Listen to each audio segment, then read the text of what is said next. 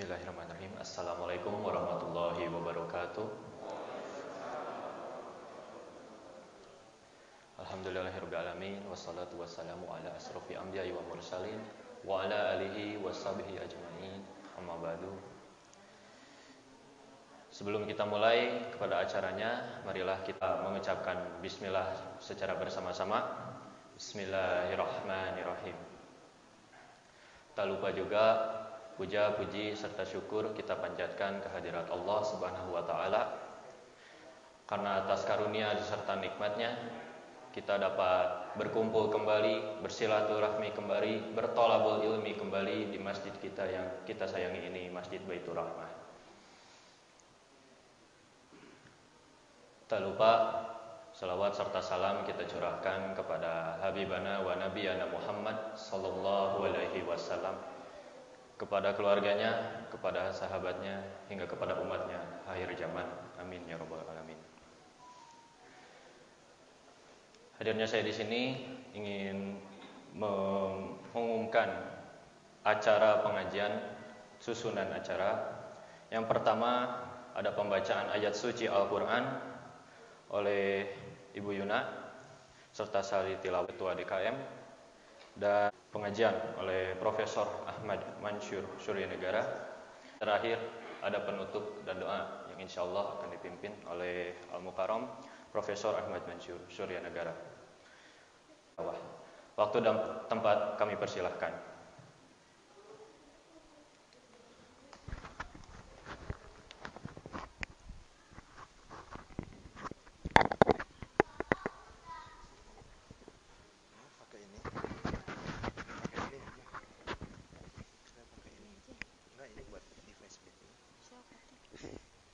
Assalamualaikum warahmatullahi wabarakatuh.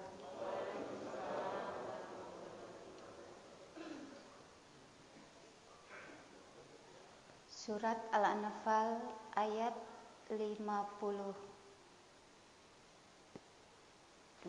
dan 53.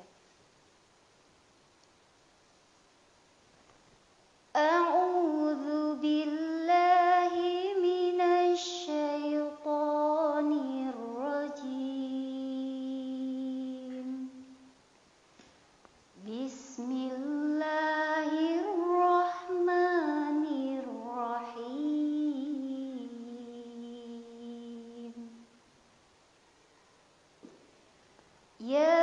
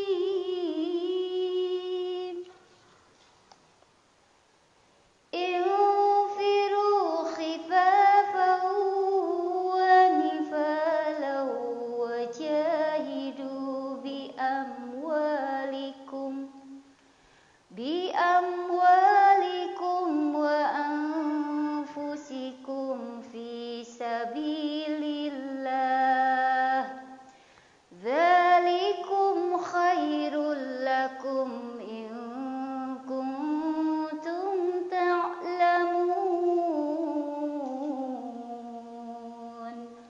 Shadaqallahul azim.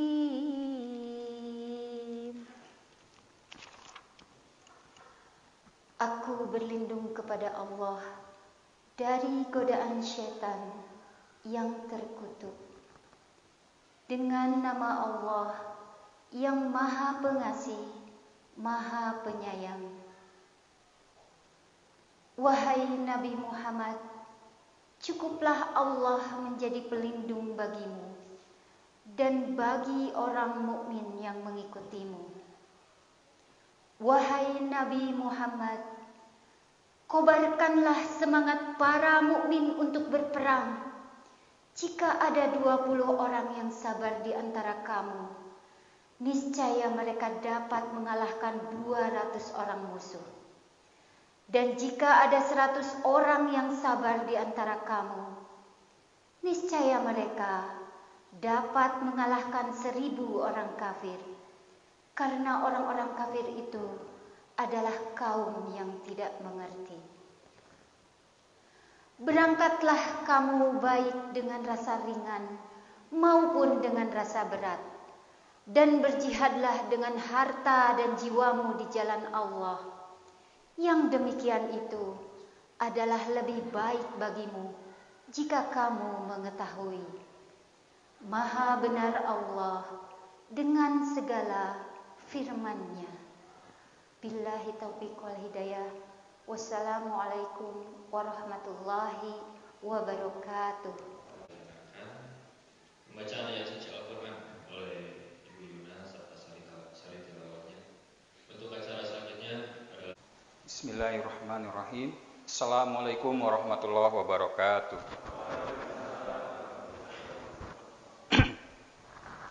Alhamdulillahilladzi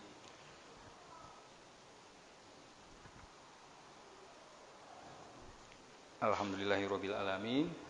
Wassalatu wassalamu ala asrofil anbiya wal mursalin wa ala alihi wa sahbihi ajmain. Amma ba'du. Terima kasih atas kesediaannya untuk perjuangan ulama dan santri, bagaimana kita bisa mencapai kemerdekaan. Dan yang terhormat juga pengurus DKA menghadiri undangan dari mencuci tangan pakai hand sanitizer. Selalu tercurah kita panjat kepada Nabi Allah Muhammad Sallallahu Alaihi Wasallam. Bagi sahabat sudah mengira sahabat saya bisa bersilaturahmi dan sangat tidak sabar ingin menanti, karena hal ini sudah dimulai oleh adik-adik kita. Saya masih ingat diawali dengan Edo dan kemudian Alif yang mengajak kita untuk muhasabah. Dan kemarin juga dari Ketua LPM mengingatkan bahwa tanpa terasa, terutama bagi yang tidak mengindahkan protokol kesehatan. Ini adalah kali kedua, jadi begitu kita diajak muhasabah dan nanti juga hubungi kepada panitia untuk bisa lebih lanjut. Tapi mungkin sekarang waktunya Bapak dan Ibu bisa mempersiapkan pertanyaan. Yang tentunya pertanyaan itu adalah ingin mengetahui seperti apa sih sejarahnya ulama dan para santri berperan untuk bisa memerdekakan kita semua dari imperialisme kolonial, baik Belanda, Portugis, hingga Jepang, dan mungkin sampai saat ini bila ada yang masih merasa tanda kutip belum merdeka. Sengaja merdekanya ditekan supaya itu masih menjadi harapan kita untuk bisa merdeka, minimal merdeka dari. Assalamualaikum warahmatullahi wabarakatuh.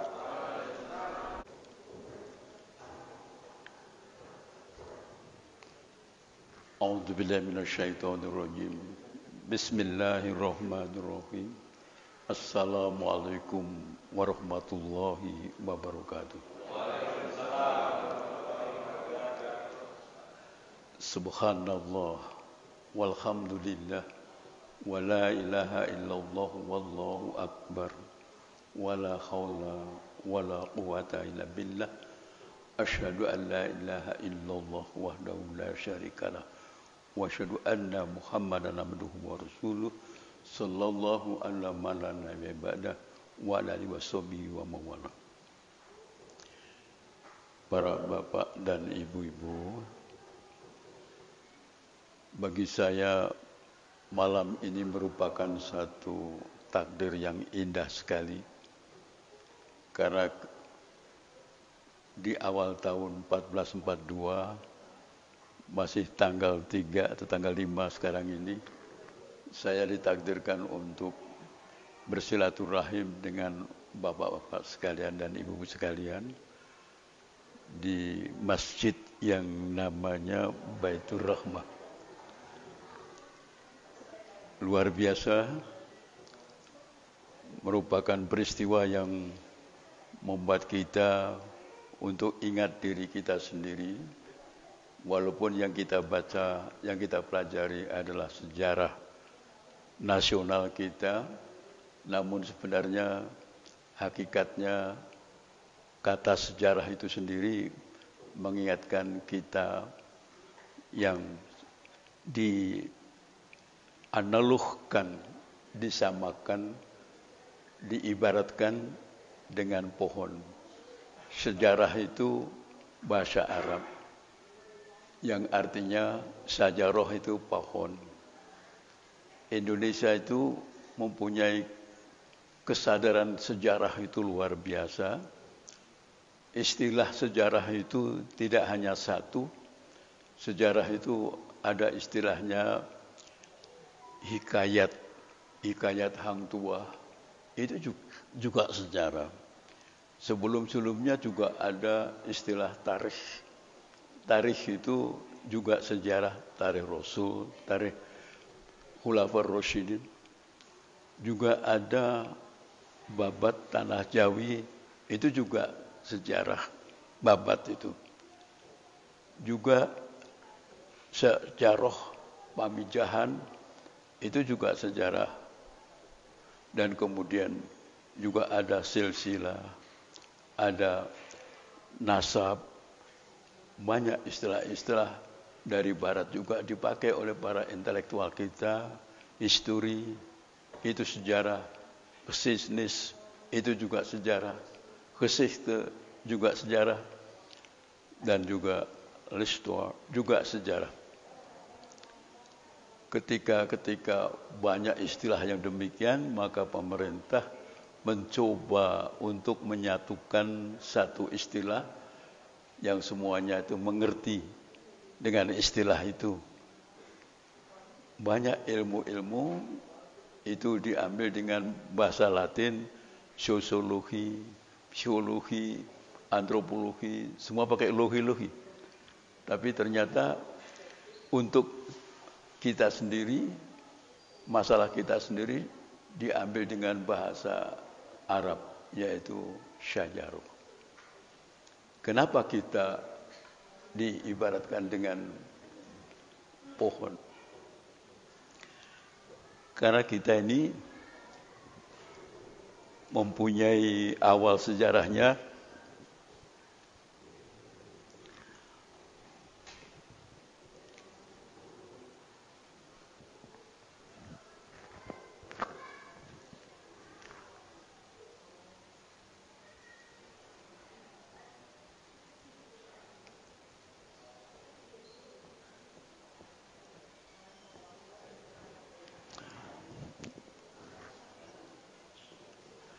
Kita semuanya sebenarnya mengapa menggunakan kata sajarah itu? Karena kita semuanya itu walaupun ada pohon yang rindang demikian, gitu. Pohon itu adalah bijinya sangat kecil sekali. Manusia juga demikian, gitu. kita ini baik laki-laki ataupun kita itu perempuan, gitu. Maka kita semuanya itu adalah berasal dari yang disebutnya nutfah. Nutfah itu sperma. Sperma itu ada ekornya. Sperma itu ada badannya. Sperma itu ada kepalanya. Sperma itu ekornya 50 mikron. Badannya 5 mikron. Kepalanya 5 mikron. Jumlahnya kalau dijumlah itu adalah 60 mikron. Itu adalah berarti 60 per sejuta kali 1 mili.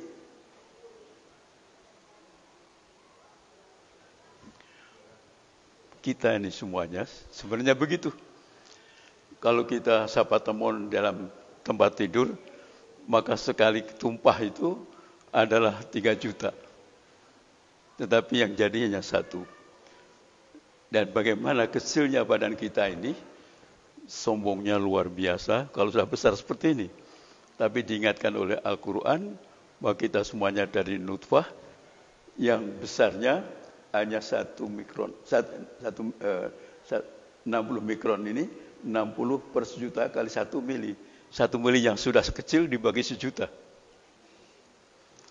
Dan ini semuanya nutfah ini itu berasal dari tin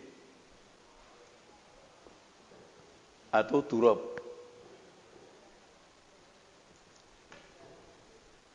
Tin dan turab itu yang kita makan ini semuanya adalah sari tanah. Walaupun kita makan nasi, tapi adalah padi. Padi tumbuh di atas tanah. Yang kita makan itu walaupun daging sapi, sapinya makan rumput. Semuanya serba tanah. Jadi badan yang kita miliki ini adalah awalnya dari tanah. Kita lupa, maka diadakan peringatan 17 Agustus, peringatan segala macam, supaya mengerti. Peringatan itu artinya lupa, supaya diingatkan kembali. Badan ini sebenarnya, seperti kalau HP, ini hanya casingnya saja. Di dalamnya ada Android.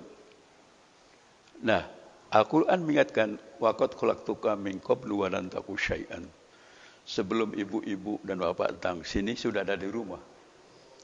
Kita semuanya ini diciptakan oleh Allah. Sebelum jagat raya ini ada, maka manusia diciptakan lebih dulu. Walaupun baru lahir-lahir ini. Tapi sudah diciptakan sebelumnya. Dalam konsep Al-Quran demikian mengingatkannya. Kita diingatkan, waqad khalaqtuka min qablu wa lam taku syai'an. Hai Mansur, kamu itu ada sebelum ada. Jadi yang membuat saya hidup ini ada di dalam, tapi tidak kelihatan. Yaitu dinamakan ruh. Ruh itulah ketemu dengan Allah. Maka Al-Quran mengingatkan, ketika kamu ketemu dengan Allah, maka ditanya oleh Allah, alastu birabbikum, kau percaya aku ni Rabbimu? Maka jawab kita, bala syahidnya.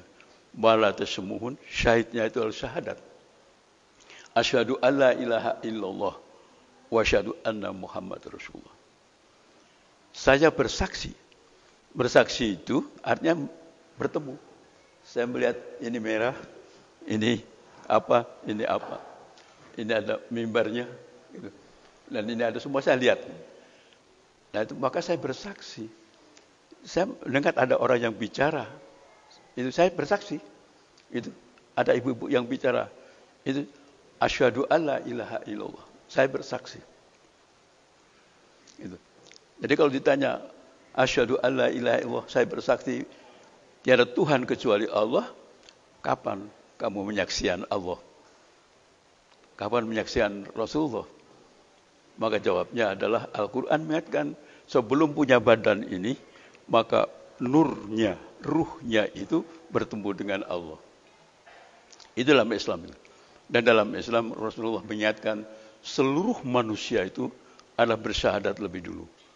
Maka inad dinna indallah Islam. Agama itu semuanya hanya satu, Islam saja. Tetapi kan tidak mengerti.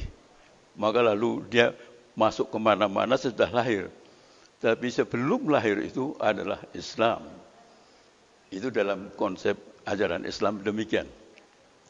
Maka kita semuanya diingatkan oleh Allah, gitu.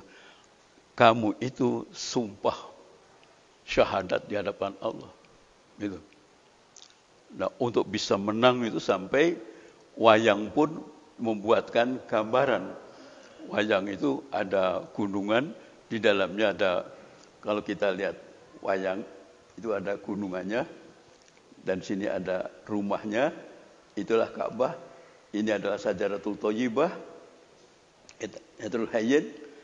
Nah, ini ada malaikatnya, ini ada binatang nafsu-nafsunya. Itu gambaran bahwa manusia itu benar-benar pada mula-mulanya itu adalah sumpah syahadat. Itu penghapusnya. Nah, kita untuk punya badan seperti yang kita miliki ini, maka kita itu diingatkan oleh Allah, gitu. Maaf, nanti sebelum saya bicarakan, sebenarnya harus lebih dulu. Proses untuk punya badan ini harus mengalami di dalam kehamilan. Kehamilan itu adalah 9 bulan 10 hari. Maka kalau semua itu dibuatkan sama di dalam peringatannya, yang pertama itu adalah bulan Muharram sekarang ini. Maka Muharram, Safar, Rabiul Awal, itu Rabiul Akhir, itu Jumadil Awal, Jumadil Akhir, itu Rajab, lalu Sya'ban, itu lalu Ramadan. Pas 10-nya itu adalah jatuh pada Syawal. Disinilah yang dijadikan oleh Allah hari Idul Fitri. Itu lahir dalam keadaan suci sebenarnya. Manusia itu walaupun dalam prosesnya ada mengalami ketidakbenarannya. Nah, dalam 9 bulan 10 hari ini kita berada dalam rahim ibu. Tapi sebelumnya itu harus mengalami proses Dzul Qa'dah, Dzul Hijjah, dan Dzul Hijjah itu dinamakan bukan Idul Fitri tapi Idul Adha. Pernikahan itu agung. Nah, untuk supaya ingat kembali bahwa pernikahan itu agung, maka pada tanggal 9 atau 10 itu harus berada di Arafah. Arafah itu supaya ngerti. Disitulah bahwa yang menikahkan bapak dan ibu, atau saya dengan istri saya, itu bukan orang lain. Tetapi wa min ayatihi an khalaqa. Kalau Al-Quran itu menggunakan kata khalaqa, maka yang menikahkan itu Allah. Itu. Maka diperintahkan litaskunu ilaiha, cintailah istrimu. Gitu. Dan mencintai istri itu Rasulullah sampai, kalau Rasulullah itu sampai wafat baru ada tambahan-tambahan yang lain. Ini contoh Rasulullah. Gitu. Tapi kalau contoh pemimpin yang lain, istri pertama masih ada pada nikah lagi. Tapi kalau Rasulullah tidak memberikan contoh nikah yang boleh berikutnya itu kalau istri pertama sudah tidak ada. Nah, di sini diingatkan oleh Allah, nikah itu sakral. Maka harinya namanya Idul Adha. Ini kemanusiaan itu demikian hebatnya karena diciptakan jauh sebelum jagat raya ini. Maka yang diciptakan adalah manusia dulu tapi berbentuk ruh, dan kemudian turun, dan turunnya itu nanti diciptakan oleh Allah terpisah dulu, saling masuk dalam rahim ibu-ibu. Yang dinamakan rahim itu Anna Allah, Anna Ar-Rahman, khalaqtu rahim. Aku ciptakan rahim. Rahim itu adalah wastula minasmi, itu pecahan asmaku. Bismillahirrahmanirrahim. Rahim itu ada di dalam ibu. Hanya bedanya kalau rahim Allah itu adalah ada ya-nya. Rahim. Tapi kalau ibu tidak ada ya-nya. Dibaca rahim. Nah, Inilah yang dimiliki oleh seorang wanita yang punya kekuatan yang dahsyat sekali. Itu besarnya hanya sekepal ini, dan kemudian beratnya 50 gram atau 30 gram, dan di situ selama 9 bulan. Nah, kecilnya seperti ini, 60/1 kali 1 mili berada dalam rahim itu. Apa yang kamu makan, Mansur? Maka Allah mengingatkan, Iqra' bismi rabbikal ladzi khalaq, khalaqal insana min 'alaq. Maka yang dikonsum oleh bayi yang kecil itu menjadi bayi yang besar, menjadi 3 kilo atau 4 kilo, panjangnya berapa, itu semuanya adalah mengkonsum darah yang merah. Jadi, menurut 96 ayat 10, ayat 2, itu, maka kita semuanya itu mengkonsum darah ibu. Itu. Darah ibu itu adalah warnanya merah. Setelah lahir, maka lalu mengkonsum apa? Itu adalah darah yang dinamakan ASI. Darahnya putih. Itu selama 20 bulan, 20 hari. Itu. Ini adalah surat 46 ayat 15. 20 bulan, 20 hari. Dan ini semuanya adalah mengkonsum ASI. Dan ASI itu warnanya putih. Innallaha zawwajal arda. Allah menunjukkan dunia padaku, masarikaha merikaha, menunjukkan timur dan baratnya, aqwan zain. Maka Allah memberikan warna yang sangat indah, al-ahmar wal abyad, merah putih. Merah putih itu bendera Rasulullah. Kitab Al-Fitan jilid 10 halaman 340. Kita bisa membaca di situ. Di situ ada 4 hadis yang menjelaskan bahwa merah putih itu bendera Rasulullah. Maka saya tidak setuju kalau ada orang yang tadi juga di TV merusak merah putih. Dianggap itu kain saja. Tapi itu bendera Rasulullah. Dan saya juga tidak setuju orang yang mengatakan itu bid'ah hormat pada bendera merah putih. Sebenarnya keliru, itu menghormati itu boleh, tetapi yang dilarang menyembah. Ini kekeliruan pengertian itu.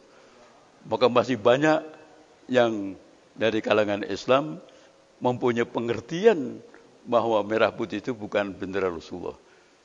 Sampai ke Turki juga menggunakan merah dan putih. Buku yang saya tulis itu buku merah itu api sejarah itu juga saya mulai dengan sekapur sirih. Sekapur sirih itu kapur dengan sirih pasti merah. Dan seutas Minang itu putih. Itu semuanya adalah gambaran bahwa itu ada saya tuliskan semuanya begitu. Bendera merah putih itu benderanya Rasulullah. Sebenarnya begitu. Tapi karena kurang pernah pada waktu